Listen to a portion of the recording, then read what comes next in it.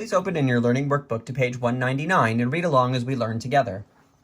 Now that we have studied logarithmic functions and transformation of functions back in section 2.6, we can combine these concepts together to learn the following. Let's say you start out with the parent function log base b of x, and then you observe the following locations and types of changes. Each one represents one of our different transformation types. Let's explore them one at a time together. The order of transformation says the first thing we should look for is horizontal shifting. That would be adding or subtracting inside close to x, such as this and this. X subtract h is a horizontal shift to the right. X plus h is a horizontal shift to the left. Remember, the horizontals are backwards of what you would expect. The next thing we look for is multiplication by a positive number. So, for example, this a and this a. We will pay attention to the negative when we get to step 3, which is reflections. But for right now, I want you to ignore that negative. Multiplication by a value a. This is outside far from x, which makes it a vertical stretch or shrink. If a is bigger than 1, then it will be a vertical stretch. If a is between 0 and 1, then it will be a vertical shrink. And that's true in both of these different functions.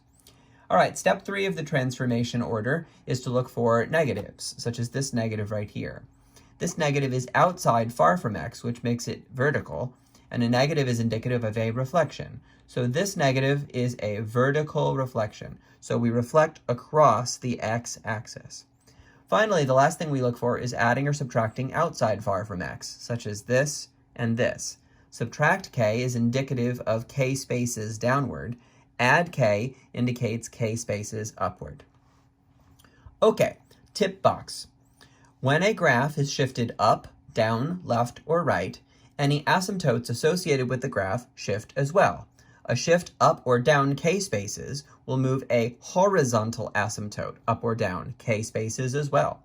Similarly, a shift left or right h spaces will move a vertical asymptote left or right h spaces. I'm going to say that last part again because it's very, very important. If you have a horizontal asymptote, a shift up or down will change the location of the horizontal asymptote. If you have a vertical asymptote, a shift left or right will change the location of the vertical asymptote.